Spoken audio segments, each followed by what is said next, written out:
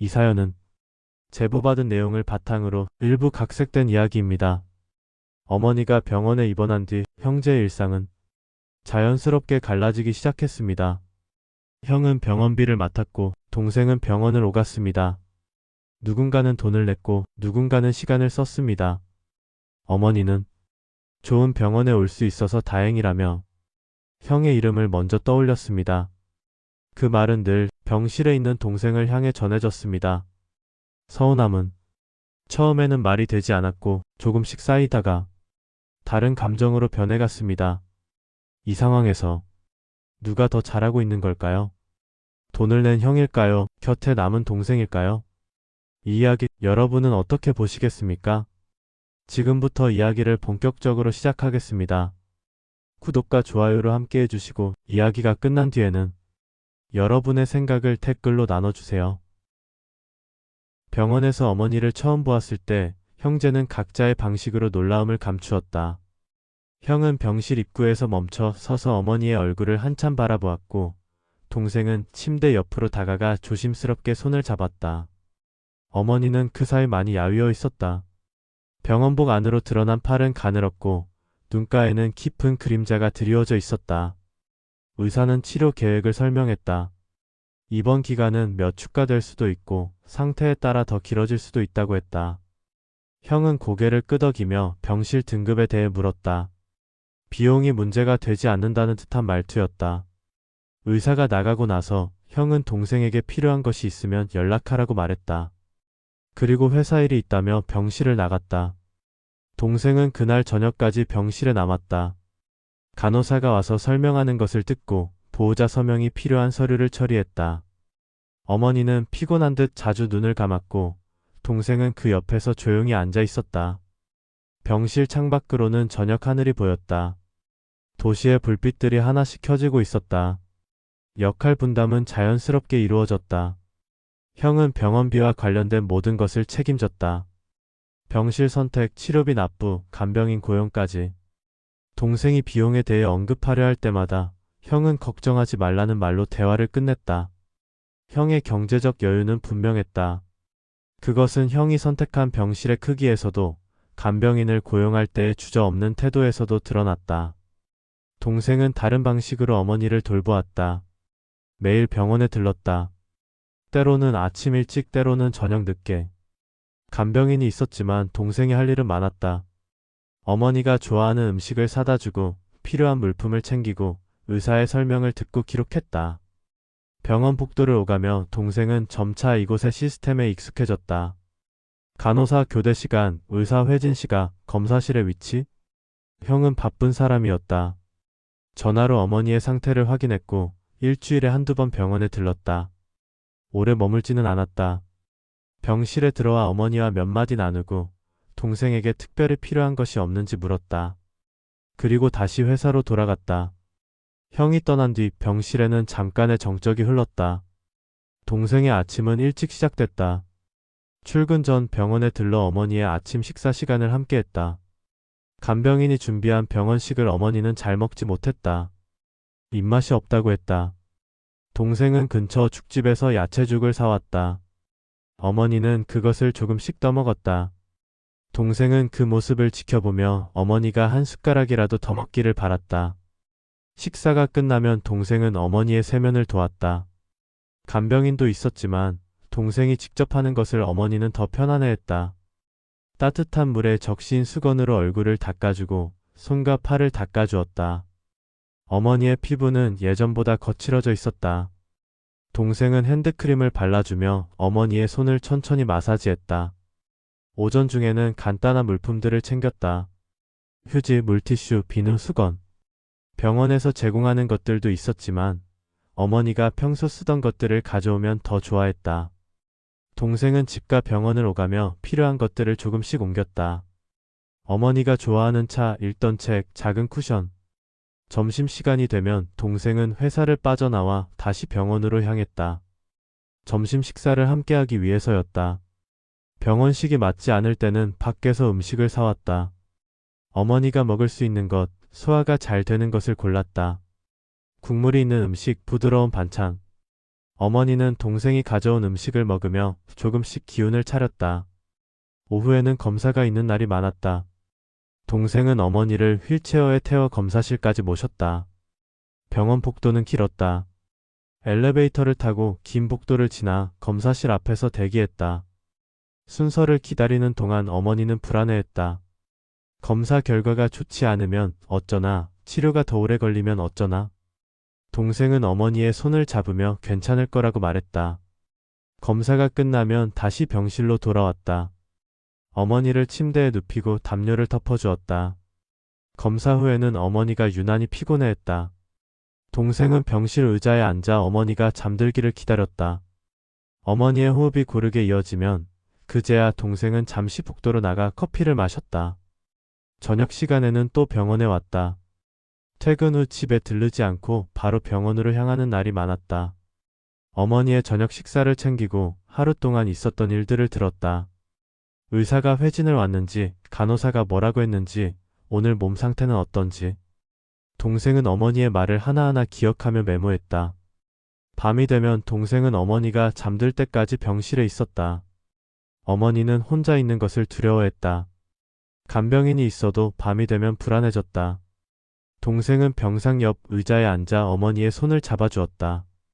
어머니가 완전히 잠들었다는 것을 확인한 후에야 병원을 나섰다. 집으로 돌아가는 길은 어두웠다. 버스 안에서 동생은 피곤함을 느꼈다. 하루 종일 회사 일을 하고 병원을 오가며 어머니를 돌보는 일은 생각보다 힘들었다. 하지만 동생은 그것을 당연하게 여겼다. 어머니가 아프신데 이 정도는 해야 하지 않겠는가. 주말에는 더 오래 병원에 있었다. 아침부터 저녁까지, 때로는 밤늦게까지. 어머니와 이야기를 나누고 필요한 것들을 챙기고 병실을 정리했다. 창문을 열어 환기를 시키고 침대 시트가 구겨지면 펴주었다. 작은 일들이었지만 그런 것들이 모여 하루가 지나갔다. 동생은 병원 생활의 리듬에 익숙해졌다. 어느 시간에 간호사가 오는지, 언제 약을 먹어야 하는지, 어떤 검사가 어느 요일에 있는지 모든 것이 머릿속에 정리되어 있었다. 의사가 회진을 올 때는 준비했던 질문들을 꺼냈다. 어머니의 상태, 치료 경과, 앞으로의 계획. 동생은 빠짐없이 물었고 의사의 대답을 꼼꼼히 기록했다. 간병인과도 자주 이야기를 나눴다. 어머니가 낮 동안 어떻게 지냈는지, 식사는 잘하셨는지, 불편한 점은 없었는지. 간병인은 친절했지만 동생은 직접 확인하지 않으면 마음이 놓이지 않았다.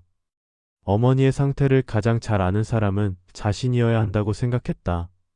처음 어머니가 그 말을 꺼낸 것은 이번 일주일째였다. 동생이 저녁 식사를 챙겨주고 있을 때였다.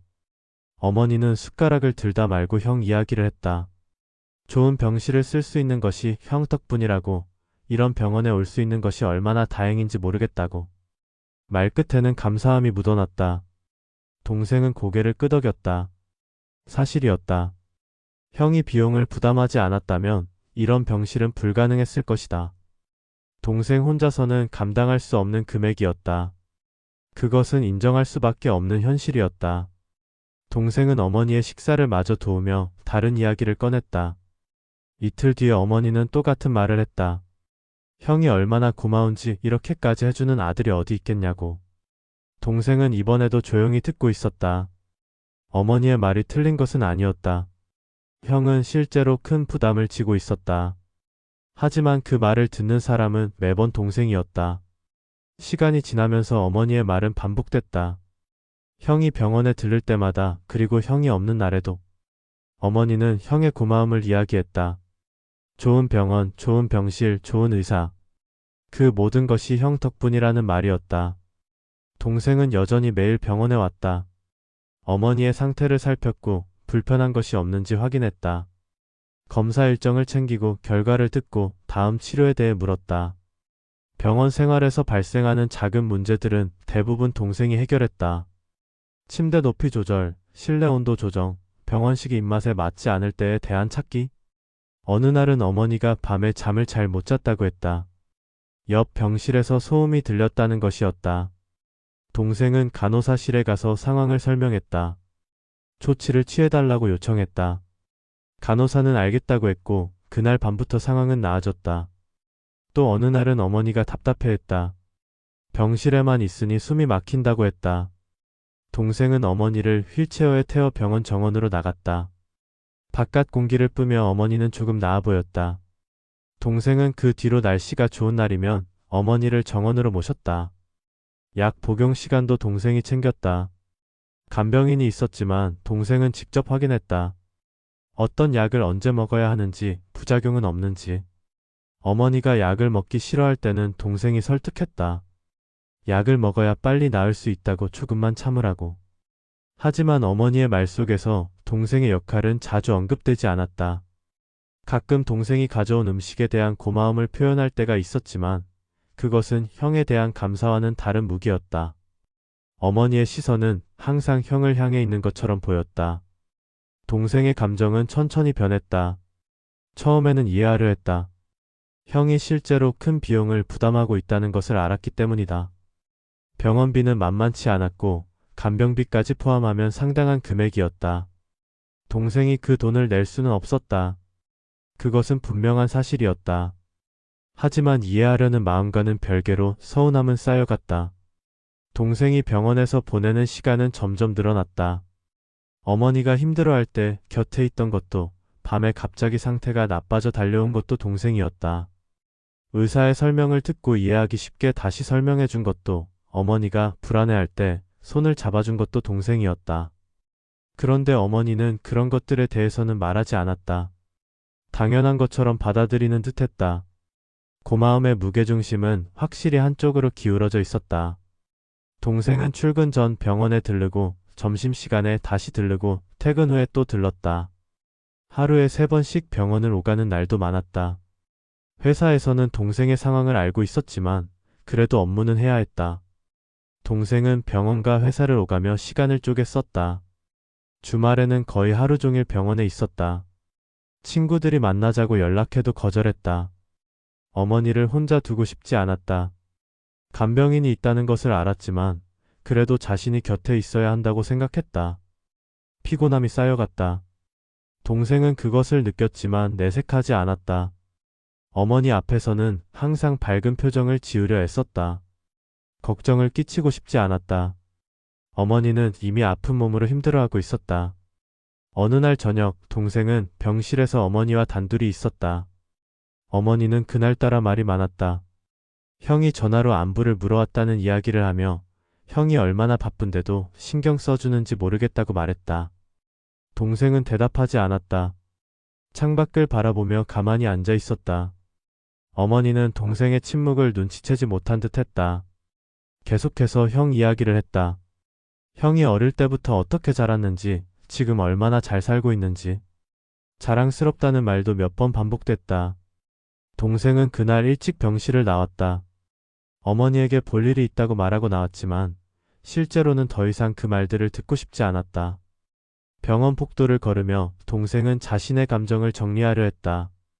하지만 명확한 결론은 나오지 않았다. 어머니가 틀린 말을 한 것도 아니었고 형이 잘못한 것도 아니었다. 그런데도 마음 한편은 무거웠다. 서운함은 점차 다른 감정으로 변해갔다. 동생은 형을 생각할 때마다 불편함을 느꼈다. 형이 일부러 병원에 자주 오지 않는 것은 아닐까? 돈만 내면 되고 나머지는 동생이 알아서 하겠지 생각하는 것은 아닐까? 그런 생각들이 자꾸 떠올랐다. 형이 병원에 왔을 때도 동생의 태도는 예전과 달랐다. 형이 건네는 말에 짧게 대답했고 눈을 잘 마주치지 않았다. 형은 그것을 눈치채지 못했다. 아니면 눈치채고도 별로 중요하게 여기지 않는 것처럼 보였다. 형은 여전히 바쁜 일정 이야기를 하며 동생에게 고생한다는 말을 건넸다. 그 말이 동생에게는 더 이상 위로가 되지 않았다. 오히려 역할이 이미 정해졌다는 확인처럼 들렸다. 형은 돈을 내고 동생은 병원 일을 맡는다. 그것이 당연한 구조인 것처럼. 동생의 불만은 형을 향한 감정으로 굳어졌다. 형이 편한 역할만 선택했다고 생각됐다. 돈은 내지만 시간은 쓰지 않는다. 어머니에게 고마움을 듣지만 실제 돌봄의 무게는 치지 않는다. 그런 생각이 자리 잡았다. 형에게 연락해야 할 일이 생겨도 동생은 가능한 한 연락을 미뤘다. 꼭 필요한 경우에만 짧은 메시지를 보냈다. 형이 물어오는 말에도 최소한의 대답만 했다. 형은 동생이 바쁜가 보다 생각했다. 병실에서도 동생의 태도는 변했다. 어머니가 형 이야기를 꺼낼 때면 동생은 자리를 피하는 경우가 많아졌다. 물을 가지러 간다거나 화장실에 간다거나 의사에게 물어볼 것이 있다는 이유를 댔다. 어머니는 그것을 이상하게 여기지 않는 듯했다. 그래도 동생은 병원 가는 것을 멈추지 않았다. 매일 아침 출근 전에 들르고 점심시간에 들르고 저녁에 또 들렀다. 어머니를 돌보는 일은 계속됐다. 하지만 그 안에서 동생이 느끼는 감정은 예전과 달랐다. 의무감과 서운함이 뒤섞여 있었다. 한 달이 넘어가면서 형제 사이의 거리는 확연해졌다. 형은 여전히 병원비를 부담했고 동생은 여전히 병원에서 어머니를 돌보았다. 겉으로 보기에 구조는 변하지 않았다. 하지만 그 안의 감정은 달라져 있었다. 형이 병원에 올 때 두 사람은 필요한 말만 주고받았다. 어머니의 상태, 다음 검사 일정, 추가로 필요한 비용. 그 외의 이야기는 없었다. 형이 동생에게 식사라도 하자고 제안한 적이 있었지만 동생은 약속이 있다며 거절했다. 어머니는 두 아들이 함께 있는 모습을 보며 만족스러워했다. 형제가 잘 협력하고 있다고 생각했다. 실제로는 두 사람 사이에 말하지 않은 감정들이 쌓여가고 있었지만 어머니는 그것을 알지 못했다. 동생은 가끔 자신의 감정이 정당한지 의문을 품었다. 형이 실제로 큰 금액을 부담하고 있다는 것은 사실이었다. 그것을 부정할 수는 없었다. 동생이 그 돈을 낼 수 없다는 것도 분명했다. 그렇다면 어머니가 형에게 고마워하는 것이 잘못된 일인가? 하지만 다른 한편으로는 자신의 역할도 중요하다고 느꼈다. 매일 병원에 와서 어머니를 챙기는 것, 작은 불편함들을 해결하는 것, 곁에 있어주는 것. 그런 것들도 가치가 있지 않은가? 돈으로 환산할 수는 없지만 분명히 필요한 일들이었다. 그런 생각을 하면서도 동생은 어머니에게 직접 말하지 않았다. 자신의 서운함을 표현하는 것이 옳은 일인지 확신할 수 없었다. 어머니는 아픈 사람이었고 불필요한 걱정을 끼치고 싶지 않았다. 그래서 동생은 침묵을 유지했다. 어느 날 밤 어머니의 상태가 갑자기 나빠졌다. 동생은 전화를 받고 급히 병원으로 달려왔다. 병실에는 의사와 간호사들이 있었고 긴급 조치가 이루어지고 있었다. 동생은 복도에서 기다리며 형에게 연락했다. 형은 1시간 뒤에 도착했다. 두 사람은 나란히 복도 의자에 앉아 기다렸다. 오랜만에 이렇게 가까이 앉았지만 대화는 거의 없었다. 형이 먼저 물었다. 의사가 뭐라고 했느냐고. 동생은 간단히 설명했다. 형은 고개를 끄덕였다. 시간이 흘렀다. 의사가 나와서 상태가 안정됐다고 말했다. 당분간 관찰이 필요하다고 덧붙였다. 형과 동생은 안도의 한숨을 쉬었다. 하지만 그것뿐이었다. 두 사람은 각자의 감정을 나누지 않았다. 그날 밤 형은 병실에 오래 머물렀다. 어머니가 잠든 뒤에도 의자에 앉아 있었다. 동생도 병실을 떠나지 않았다. 두 사람은 같은 공간에 있었지만 서로에게 말을 걸지 않았다. 어머니의 고른 숨소리만 병실에 흘렀다. 다음 날 아침 어머니가 깨어났다. 상태는 많이 나아져 있었다. 어머니는 형과 동생이 모두 곁에 있는 것을 보고 미소 지었다. 그리고 습관처럼 형에게 고맙다는 말을 했다. 밤새 걱정했을 것이라고 바쁠 텐데 와줘서 고맙다고. 동생은 아무 말도 하지 않았다. 창밖을 바라보았다. 아침 햇살이 병실로 들어오고 있었다. 형은 잠시 후 병원을 나갔다. 회사에 가야 한다고 했다. 동생도 곧 자리를 떠날 예정이었지만 형보다는 조금 더 머물렀다. 어머니의 아침 식사를 챙겨주고 간호사에게 주의사항을 확인한 뒤에야 병실을 나왔다. 시간은 계속 흘렀다. 어머니의 치료는 이어졌고 형제의 역할도 변하지 않았다. 형은 병원비를 부담했고 동생은 병원에서 어머니를 돌보았다. 어머니는 여전히 형에 대한 고마움을 표현했고 동생은 여전히 그 말을 들었다. 동생의 서운함은 가라앉지 않았다. 형을 향한 불편한 감정도 남아 있었다. 하지만 그것을 드러내지는 않았다. 형도 동생의 변화를 정확히 이해하지 못했다. 아니면 이해하고도 어떻게 해야 할지 몰랐다. 병실에는 여전히 동생이 더 자주 있었다. 형은 필요한 비용을 처리했다. 어머니는 두 아들이 각자의 방식으로 자신을 돌본다고 믿었다. 하지만 그 안에는 말해지지 않은 감정들이 있었다. 어느 오후 동생은 병실 창가에 서서 바깥을 바라보았다. 어머니는 낮잠을 자고 있었다. 병실은 조용했다. 동생은 자신이 지금 무엇을 느끼는지 정확히 정리할 수 없었다. 형이 미운 것인가? 어머니가 서운한 것인가? 아니면 이 상황 자체가 불편한 것인가? 답은 명확하지 않았다. 아마도 그 모든 것이 섞여 있는 것 같았다. 동생은 한숨을 쉬었다. 그리고 다시 어머니의 침대 옆으로 돌아갔다. 할 일은 여전히 남아 있었다. 형은 그날 저녁 전화로 어머니의 상태를 물었다. 동생은 간단히 대답했다. 별다른 변화 없다고. 형은 고생한다는 말을 했다. 동생은 괜찮다고 답했다.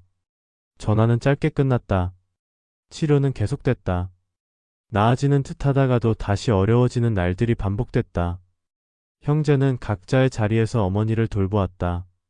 겉으로는 평온해 보였지만 그 아래에는 균열이 있었다. 동생은 가끔 생각했다. 이 상황이 언젠가 끝나면 형제 관계는 어떻게 될 것인가? 예전처럼 돌아갈 수 있을까? 아니면 이미 돌이킬 수 없이 변해버린 것일까? 형도 어쩌면 비슷한 생각을 하고 있을지 모른다. 아니면 전혀 다른 생각을 하고 있을 수도 있다. 동생은 알 수 없었다. 두 사람은 이제 서로에게 그런 것을 묻지 않았다. 병실의 시계는 계속 움직였다. 어머니는 침대에 누워 천천히 회복해가고 있었다. 형은 여전히 바쁜 삶을 살았고 동생은 여전히 병원을 오갔다. 모든 것이 계속되고 있었다. 하지만 그 계속됨 속에는 무언가 변한 것이 있었다. 말로 표현되지 않았지만 분명히 달라진 것들. 형제 사이의 거리, 서로를 바라보는 시선, 함께 있을 때의 공기. 누구의 잘못도 아니었고 누구의 선택도 아니었다. 상황이 그렇게 만들었고 감정이 그렇게 흘렀다. 이제 남은 것은 이 상태로 계속 나아가는 것뿐이었다. 병실 창밖으로 또 저녁이 오고 있었다. 동생은 어머니의 저녁 식사를 준비하며 내일도 아마 이곳에 올 것이라고 생각했다. 형은 집에서 병원비 고지서를 확인하며 다음 주에 병원에 가야겠다고 생각했다. 어머니는 두 아들에게 고마워했다. 각자의 방식으로 자신을 돌봐준다고 믿었다. 하지만 그 안에 어떤 감정들이 흐르는지는 알지 못했다. 이야기는 여기서 멈춘다. 해결되지 않은 채로. 누구도 먼저 말을 꺼내지 않은 채로. 형제는 각자의 역할을 계속하고 있고 그 사이의 감정은 여전히 말해지지 않은 채 남아있다. 누가 옳고 그른 것인가? 무엇이 공평한 것인가? 어떤 역할이 더 가치 있는 것인가? 돈과 시간, 부담과 헌신, 인정과 감사. 그 모든 것들의 균형은 어디에 있는가? 질문들만 남았다. 답은 각자가 찾아야 할 것이다. 시청해주셔서 감사합니다. 여러분은 이 이야기를 어떻게 생각하시나요? 여러분의 생각을 댓글로 나눠주세요.